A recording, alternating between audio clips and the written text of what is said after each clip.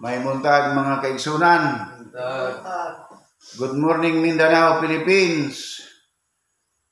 Madyaw nga hinaat mga gusanon, mga butwanon. Maradyaw nga buntag sa Edyo Horot mga Surigawnon.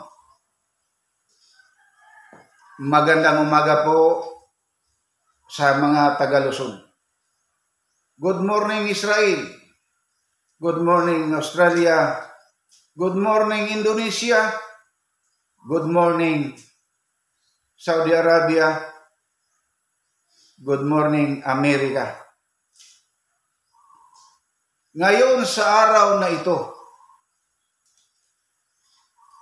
mayroon po ba na mga pagtutupatutuo sa banal na aklat na noong nandito pa ang ating Panginoong Hesukristo sa lupa? Mayroon po ba siyang pinapapatay upang matupad ang kautusan sa ating Amang Diyos? O umpisahan ko po sa inyo, mga kapatid, mga kaibigan. Ito'y mga patutuo na mayroon pong pinapatay sa harapan pa po mismo sa ating Panginoong Hesukristo. Kayong lahat dyan na may mga Biblia, susundan po ninyo itong mga talata. Totoo po ba na yung mga pinapapatay na mga taong mga gumagawa ng mga kasalanan? Opo, totoo po yun.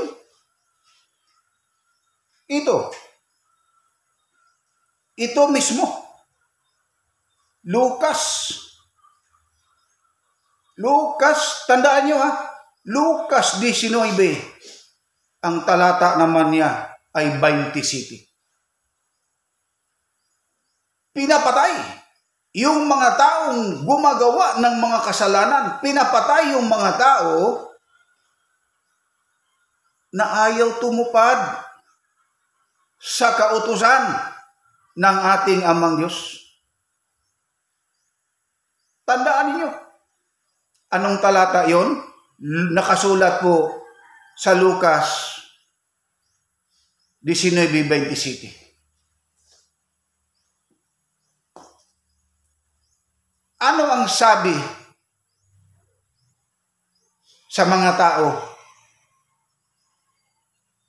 na inuutusan ng ating Panginoong Hesukristo?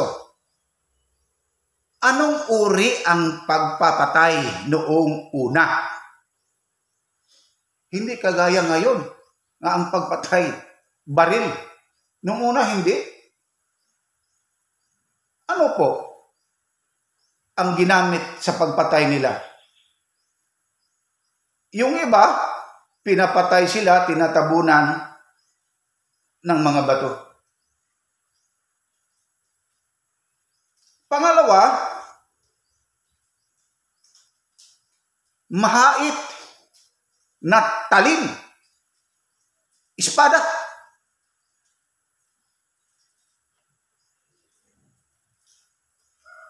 Sila'y tinatawag, hinuhukman na sila nung una pa, sa panahon pa ng ating Panginoong Hesukristo.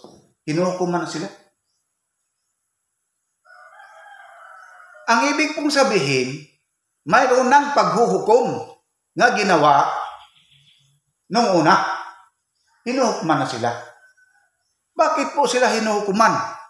Sapagkat po patuloy po silang gumagawa ng mga kasamaan. Patuloy po silang gumagawa ng mga kasinungalingan.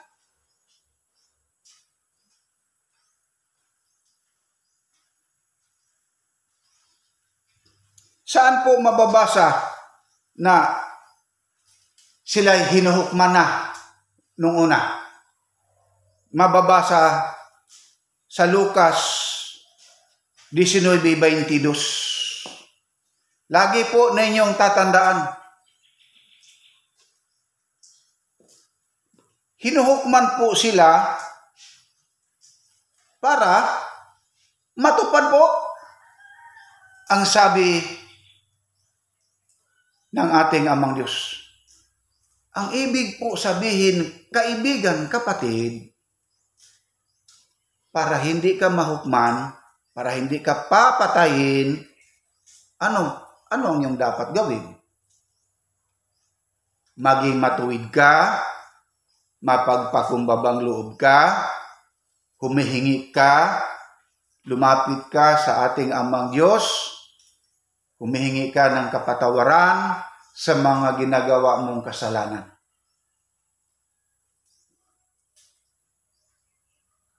Tandaan ninyo, Lucas 22:38, matalit, napatalim, mahait nga espada ang ginagamit sa pagpatay nung una. Pero ngayon hindi na. Baril po ang ginagamit sa pagpatay.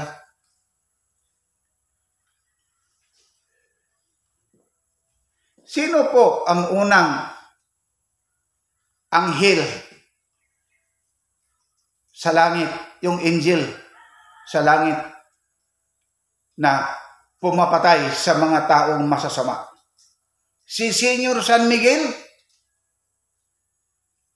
Si Señor San Miguel, yung espada niya, mahait. Yun ang ginagamit niya sa pagpatay sa mga taong mga masasama.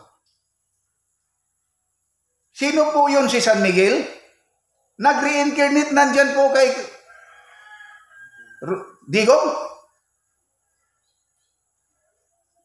Yun po ang totoo. Ano po ang ginagawa nila? Kagabi, bumisita si Inday Sara doon sa kanyang attorney nga na-iside of contempt nila sa mga taong taga-Quadcom. Yung mga tao na yan, mga tao yan nga walang Panginoon, wala silang takot. Wala silang takot sa Amang Diyos. Sapagkat sila ay sumasamba sa mga imahe. May mga ribulto sila. Totoo po. Wala silang takot sa ating Amang Diyos sapagkat sila ay sumasamba sa mga imahe, mga ribulto. Noong nakaraang linggo, 7 bansa na hindi na gumamit ng Biblia. Wala na silang Biblia. Ngayon, 8 bansa na ang hindi gumagamit ng Biblia sapagkat ang ating Panginoong Hesukristo ay pumunta doon sa kanila. Sinunog ang kanilang mga imahe, ang kanilang mga ribulto. Sinunog ang kanilang mga Bible, mga Biblia. Bakit po sinunog? Sapagkat matagal na po nag-iinistadihan ng mga Bible scholar ang Biblia upang magkaroon sila ng maraming pira.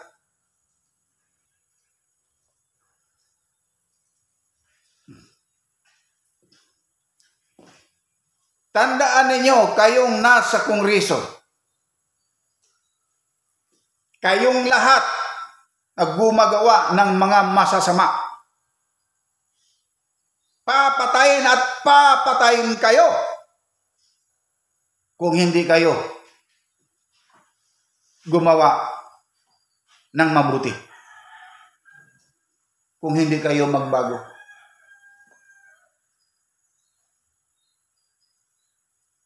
Umiiyak yung attorney ni Inday Sara. Kagabi, nagdamag ang mga tao doon sa harapan ng Kongreso sapagkat nandoon din po si Inday Sara. Binisitahan niya, dinalaw niya ang kanyang attorney. Tingnan niyo kung ano ang malaking kasalanan na ginawa nila sa Kongreso na yan. Sapagkat ang pang-gobyerno sa bansang ito ay hindi na matuwid. Puro kasinungalingan ang ginawa nila. Dikta yun sa ating presidente na isang presidenteng bangag sa droga. Silang lahat, mga kampon ni Satanas. Silang lahat, mga anak ng Diablo.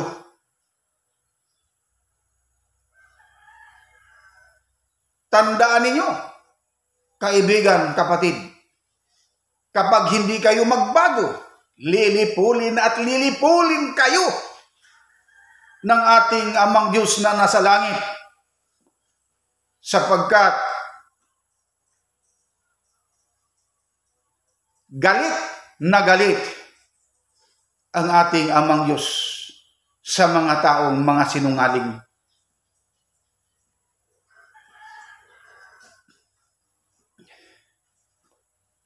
Diyan sa Senado, ganun din. May mga tao, hindi lahat sila na mga senador ang gumagawa ng mga masasama. Mayroon din mga senador na gumagawa ng kabutihan, may takot sa ating Amang Diyos. Hindi po lahat. Pero yung quadcom na yan, halos lahat sila ay gumagawa ng mga kasinungalingan. Dahil po sa malaking pera na binayad sa kanila. Yun po ang totoo.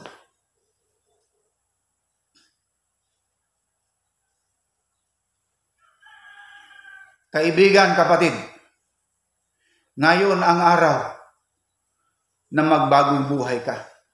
Ngayon ang araw, bumalik ka sa ating Amang Diyos.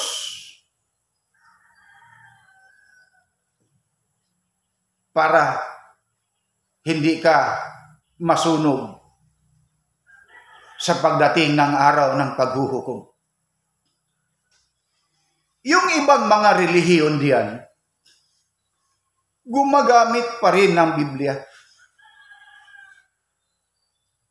Ang Iglesia ni Manalo, palagi silang gumamit ng Biblia. Ang mga Pentecostal, ang mga born again, mga Baptist, El Shaddai, Mormons, iba yung mga Muslim. Kaibigan, tandaan mo ito. Sino po ba itong si Muhammad na to? Ito ang totoo. Itong si Muhammad, kaibigan po niya ang Papa sa Roma. Ngayon, gusto ng Papa sa Roma na, sige ikaw, Muhammad, patuloy ka sa iyong pagtuturo ng Quran. Gumawa ka ng Quran. Ang Quran, isang uri po yan ng Bible. Dinagdagan nila ang 60 pages, 60 books, 62. Dinagdagan ng Quran. Pero anong utos, anong sabi ng Papa? huwag mong kalimutan ang sa akin. Yun po ang totoo. Yun din ang lahat ng mga relihiyon dito sa mundo. Lahat na ng iba't ibang religion nagbibigay doon sa Papa. Yun ang dahilan bakit yumaman yung Papa. At ano ang sabi ng mga Catholic faith defender? Sila daw ang totoong sambahan ng ating Panginoong Hesukristo. Lalo ng sinungaling, kasinungalingan po yun, sapagkat ang totoo na kay Kristo at na sa ating amang Diyos, ang Holy Quadrogy Religion lamang po, ang totoo at tunay na sa Kanya. Sino pong Kanya? Sa Kanya ng ating amang Diyos at sa kay Hesukristo.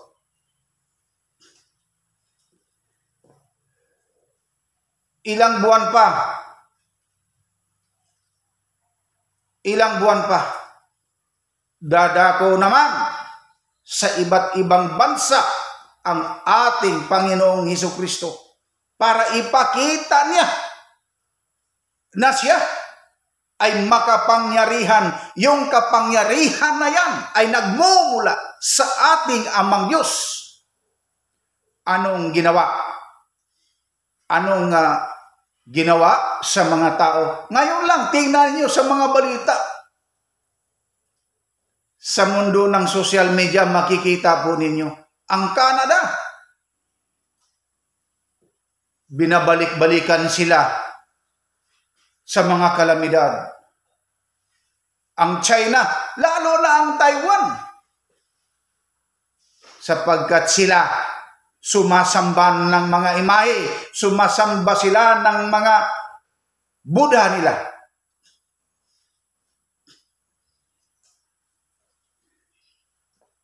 Marami pa na mga bansa na pinuntahan at pupuntahan pa ng ating Panginoong Hesukristo.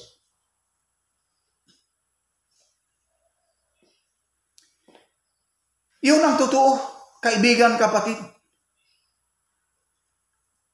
Ano ang sabi ng ating amang Diyos? Mga anak ko o mga anak, aking mga lingkod, lumabas kayo sa kanila sapagkat para hindi kayo maisasama sa gagawin ko sa kanila. May hahatulan ng ating amang Diyos ang mga tao na yan. Sa ngayon, wala pa kasi yung paghuhukom na hindi pa kasi dumating yung apoy, yung kalayo na yan. Hindi pa. Pero mayroon noong una pa sa Israel pa, nandyan pa ang atong Panginoong Hesukristo sa Israel, mayroon ng paghukom. Pinapatay sila. Kawawa naman yung iba, nadadamay sa mga kalamidad. Nadadamay po ang mga bata at mga matatanda. Nadadamay po sila. Doon sa ibang bansa, maraming mga tsunami, mga tornado, may mga bundok na naglandslide, may mga sasakyan na natabunan.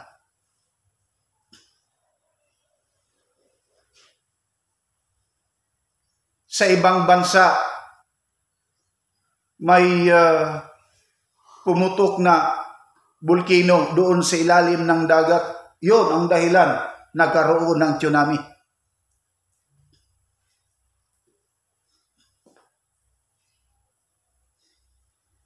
Tingnan ninyo, mga kaibigan, mga kapatid, ang mga balita sa mga telebisyon at sa social media. Tingnan po ninyo kung di ba totoo ang aking mga sinasabi. Lahat ng mga sinasabi ko dito ay totoo. Yung ang sabi ko, ngayon ang araw, magbagong buhay ka na, kaibigan, kapatid ko. Huwag nang gumawa ng mga kasalanan. Mahal ko ikaw, kaibigan. Tandaan mo yan. Ang mga nakasulat sa Lucas 19:27, Lucas 19:22 at Deuteronomio 29:29. Bakit po pinapatay sila? Ang sabi, upang matupad ang kautusan ng ating Amang Diyos.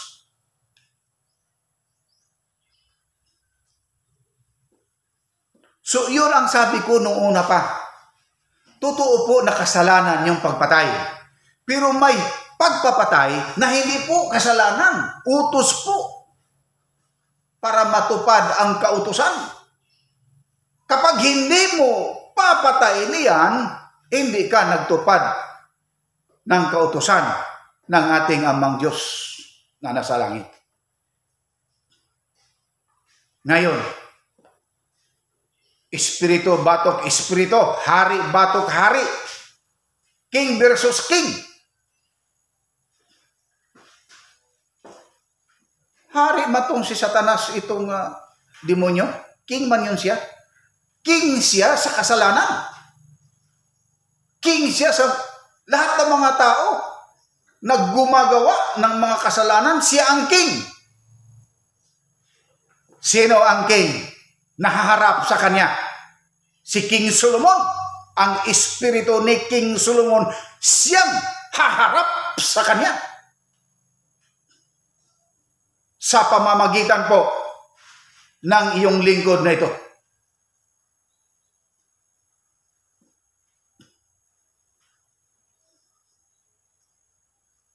Tandaan mo,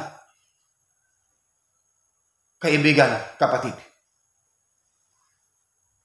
Ngayon ang araw, ngayon ang panahon na naghari ang Diablo, ang Satanas na yan. Pero ngayon din ang araw na maniwala kayo, nandito ang espiritu ni King Solomon para haharapin niya yung lahat na mga taong gumagawa ng mga kasalanan.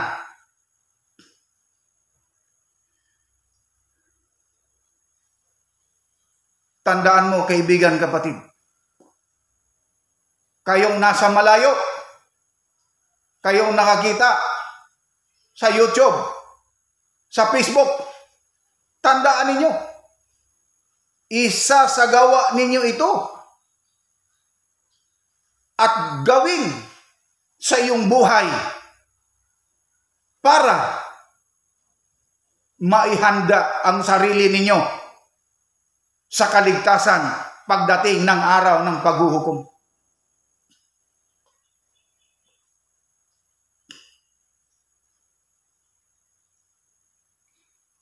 May mga nasa kay Jesus na nakagawa ng mga kasalanan nung una pa. Pero ang nagawa niyang kasalanan, tinitimbang kasi yun eh. Kung mabigat ang iyong ginawa ng mga kabutihan, ang nagawa mong kasalanan ay gaan lang, kakunti lang, maliligtas ka pa rin. Pero kapag mabigat ang kasalanan na ginawa mo, iilan lang yung nagawa mong kabutihan, ay tiyak na hindi ka maliligtas. Tulad ng iba't ibang relihiyon, na gumagawa ng pagsamba araw-araw. Sino po yun? Yung mga Katoliko. Pilipinista, araw-araw sila para makalikom sa ng maraming pera. Ang iglesia ni Manalo, ganun din. Lahat sila. Baptist, born again, Pilipinista, ano pa, sino pa, yung Pentecostal na yan? Palagi kong sinasabi nung una, sino po ba ang founder ng Pentecostal? Si Charles Fox Parham, na ang kanyang ginawa sa kanyang pagsamba. Naku po, kahindik-hindi. Grabe.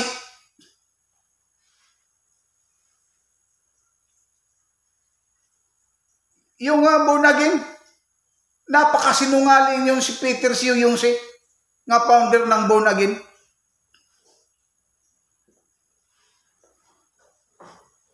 Ngayon,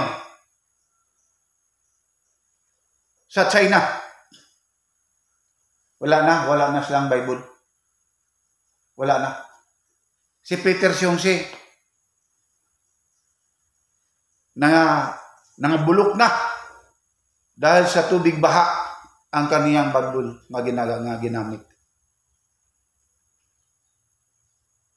Noong nakaraang linggo, 7 bansa na, pero ngayon, 8 bansa na ang hindi gumamit ng Bible. Kundi ang kanilang pinaghandaan, yung dumarating na digmaan. Ito pa, kung gaano ka pakitang tao lang si Bongbong Marcos.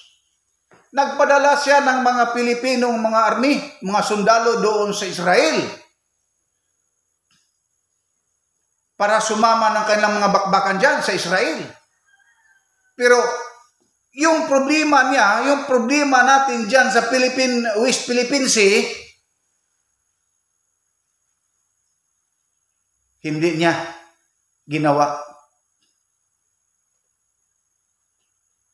Tingnan mo kung gaano siya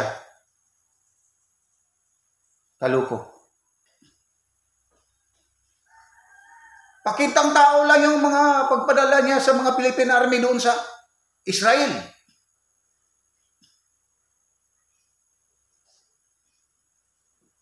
Kaibigan, mga kapatid,